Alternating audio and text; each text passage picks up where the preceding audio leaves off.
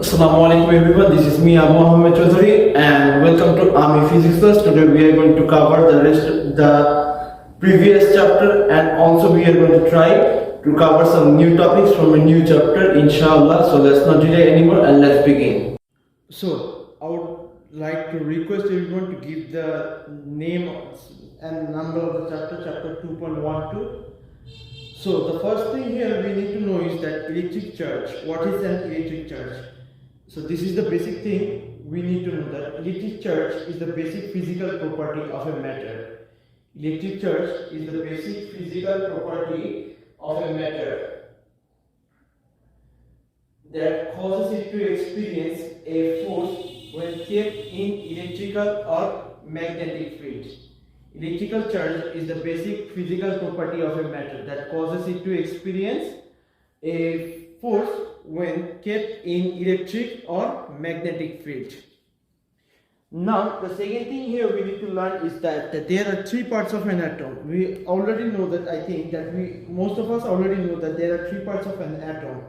They are proton, neutron and electron. Protons and neutrons are found inside the nucleus of an atom, and the electrons are found on the orbit or electronic shell. Proton has a charge of +1 and electrons have a charge of -1. The overall charge of an atom is neutral. And we very specifically know that why the overall charge of an atom is neutral. There are equal number of protons and electrons in an atom, so the overall charge of an atom becomes neutral as each positive charge cancels out each negative charge. If an atom gains an extra electron, the overall charge will be negative, but if an atom loses electron, the overall charge will be positive. So let me write it so that you guys can copy it on your note copies. So as you guys are seeing that I have written here on the board that there are three parts of an atom. They are proton, neutron and electrons. Protons, neutrons and electrons. It should be protons, neutrons and electrons. Given S after proton and neutron, and there is already an S after electron. So there are three parts of an atom. They are protons, neutrons and electrons. Protons and neutrons are found inside the nucleus of an atom. Protons and neutrons are found inside the nucleus of an atom, and the electrons are found on the orbits or electronic shells. And protons are found inside the nucleus of an atom. Protons and neutrons are found inside the nucleus of an atom. Protons and neutrons are found inside the nucleus of an atom, and the electrons are found on the orbits or electronic shells. Protons have a charge of +1. Protons have a charge of +1, which means +1, and electrons have a charge of -1, -1. The overall charge of an atom is neutral or 0. The overall charge of an atom is neutral or 0. Now a question arises in your mind that why does an atom has a neutral charge or the charge is 0? It's because we already know that a stable atom or any natural atom, before it loses or gains an electron, it has the same number of electrons and the same number of protons in the nucleus. So as we know that there are the same number of protons in a nucleus of an atom, and there is the same number of electrons in the orbiting shells of that atom. Before the atom reacts with something else and lose or gain anything, the number of protons and the number of electrons are same. So each positive charge cancels out each negative charge. So +1 and -1 equals to 0. So according to that, +7 and -7, which will be equals to 0, and that is the reason that an atom does not have any overall charge, or the overall charge of an atom is neutral or 0. That's the reason. Don't worry, I'm going to write the correct answer of that, why the atom has a charge 0. I hope you guys have taking notes or taking essays of the things I am writing, as these things are important for you. Some of the things you need to learn and some of the things you need to revise. to understand the chapter or to have a better understanding of the thing what you are going to write about. So as you guys are seeing that I have written the reason that there are an equal number of protons and electrons in an atom before it reacts. So an atom, আমরা জানি hydrogen is a diatomic molecule. So একটা হাইড্রোজেনের অ্যাটমের ভিতরে one hydrogen atom have only one proton and one electron. So the overall charge of an atom is hydrogen atom is 0. Same goes with everything. A single copper atom has the same number of protons and the same number of electrons. Before copper reacts with sulfate to form copper sulfate, the overall charge of the copper atom is 0. The overall charge of the copper atom is 0 before it reacts with sulfate or anything else. So that is the reason I have written this line, that there are an equal number of protons and electrons in an atom before it reacts, full stop. So, comma, the overall charge of an atom is neutral because each positive charge cancels out each negative charge, hence making the overall charge neutral. So, comma, the overall charge is neutral because the overall charge of an atom is neutral because the overall charge of an atom is neutral because each positive charge cancels out each negative charge, hence making the overall charge neutral. Full stop. This is the reason that why an atom has zero charge or its charge is considered as neutral.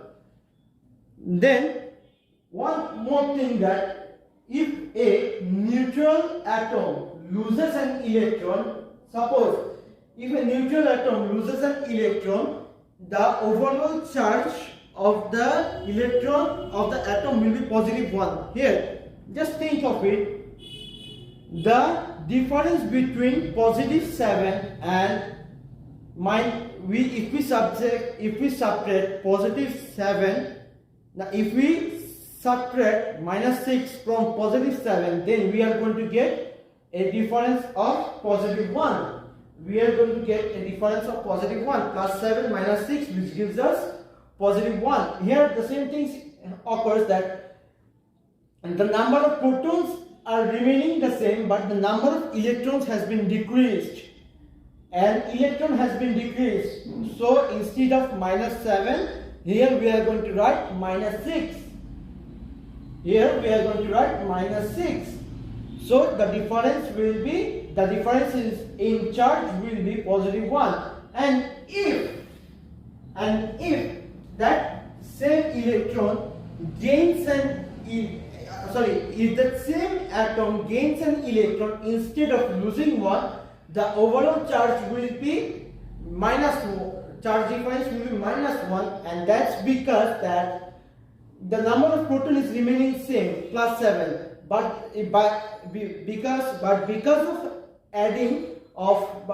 because of addition of one electron through that atom, the overall amount of atom became 8. So now there are 8 atoms and the overall charge of the electrons are -8. So if we subtract positive 7 from -8, we are going to get a difference of -1, as -8 plus 7 gives us a difference of -1. So the charge difference will be -1. I hope you guys are not getting confused, but still I'm going to write this thing so that it will be more clear to you guys. So our point is that, or we are claiming that when an atom gains an electron, the overall charge is -1. Now comes the question that if you are asked to, generally you are not the examiner is not going to ask you that prove it or give the reason why. By gaining an electron, the atom's overall charge will be -1. If they ask, then you can write this thing as the reason. As the number of protons are not changing, it is constant, and after one electron is added, the overall number of electrons increases by 1 and the charge is increased by -1. So, for example, an atom with 7 protons will have 7 protons, but after the atom gains electron, there will be 8 electrons instead of 7. Again, write instead of 7 as it is not necessary, but you can write it. It won't matter that much if you write it or not. So let me continue. So for example, an atom with 7 protons will have 7 protons, but after the atom gains electrons, there will be 8 electrons, making the charge -8 as -1 plus -1 plus -1, and this thing continues till we add all the charges of the 8 electrons. So -1, we are intelligent, so that's why we are not going to add -1 8 times. We are just going to multiply 8 with -1, which will ultimately give us the same answer, -8. Hence the difference will be -1, as -8 plus 7, which will give us -1. This is the reason, and the reason of another point is just the opposite of this thing. But no worries, I'm going to write it so you guys don't have to worry about that thing.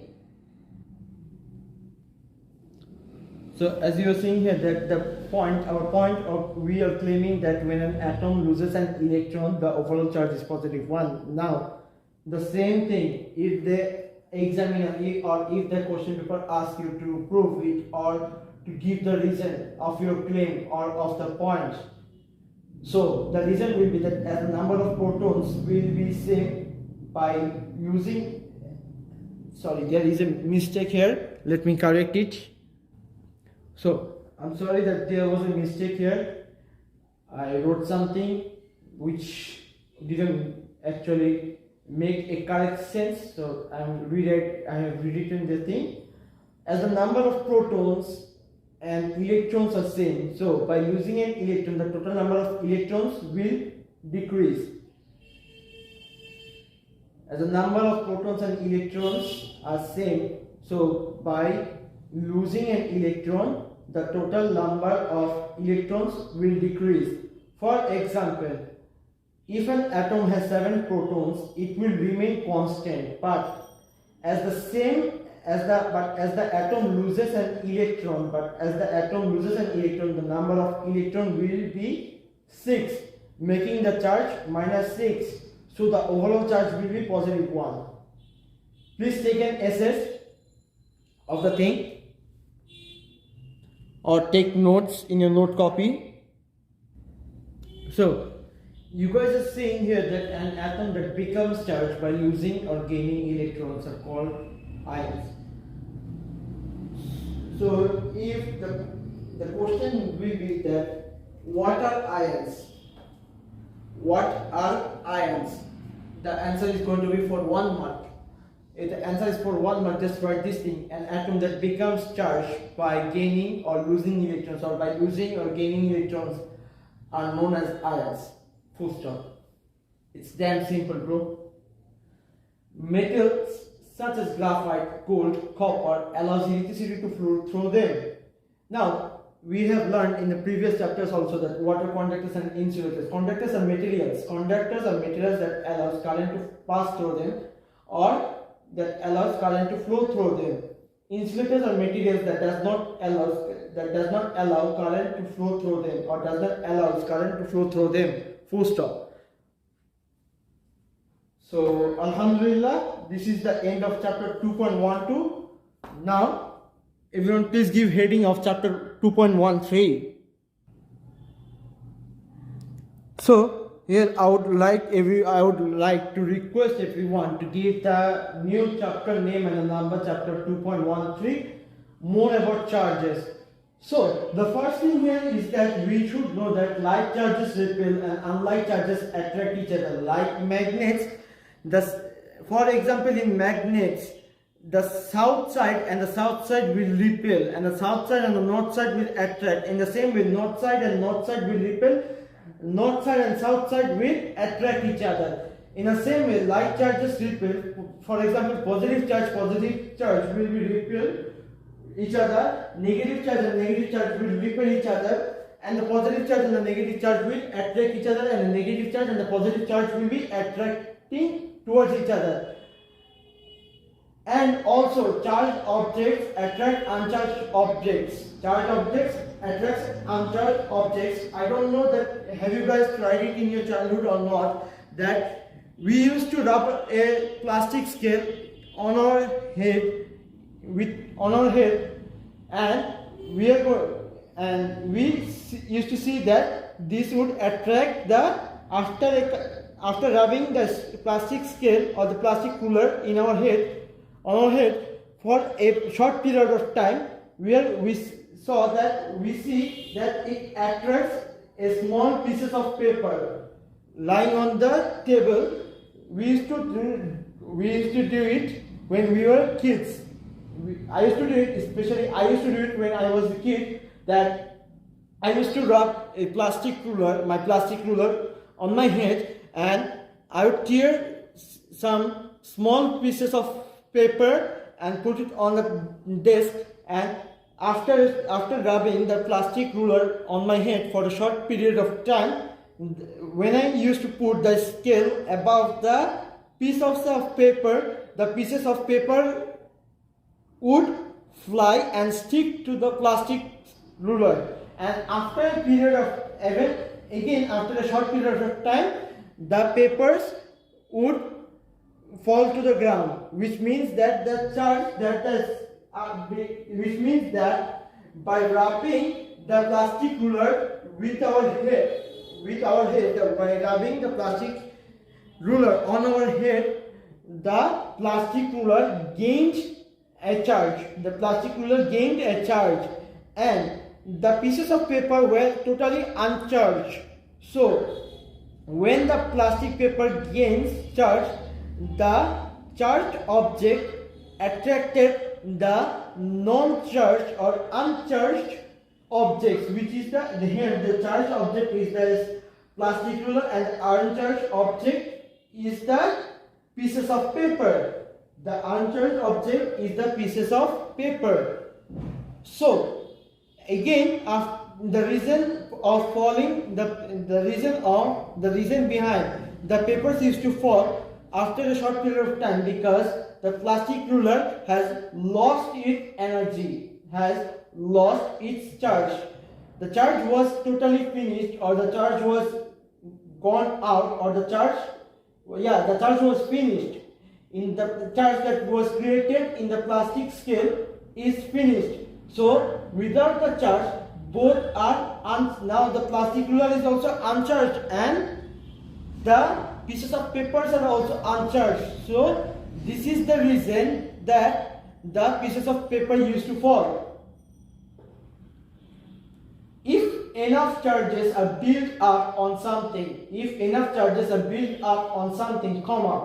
electrons may be pulled through air and causes sparks, and sometimes these sparks may cause fire, which may lead to a giant explosion. For example, now think that when an aircraft is moving through the air, at a very huge distance from the ground,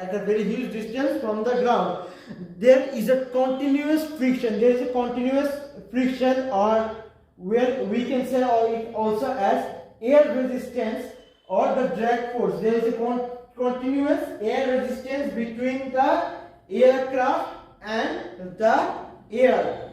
Between the air and the aircraft, there is a continuous air resistance. The aeroplane is moving forward, and the air is forcing it to move, or is trying to force it to not to move.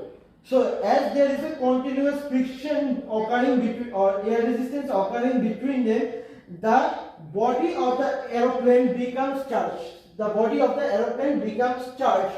So whenever it lands to the ground, the body of the airplane and the ground of the airport ground has a huge difference. There is a huge difference, so that electric charges directly flow through the ground. So in that case, without earthing it, if we do not earth the plane, or without earthing the plane, if we try to fuel up the plane, it may cause some sparks, and these sparks may cause fire, which will lead to a giant explosion. So for the first thing we have to do after the airplane is landing here, before fueling it, is that we have to connect an earth wire to the body of the aircraft. So by connecting the earth wire, it provides the charges to flow easily. And then after earthing the aeroplane, we can fuel it up. Even while fueling the aeroplane, the earth wire is kept attached to the aeroplane, because even while fueling up, there is a friction occurring between the aeroplane fuel tank and the oil there. So even that may cause a fire, and if the fuel tank catches a fire, it will burst, and which will in turn cause an explosion by the bursting of engine and other parts of the aeroplane, which will be a costly mistake for any aeroplane company. So I hope I have made you guys understand, or you guys are clear about till what I have explained. We are going to learn more in the next class. So assalamu alaikum everyone.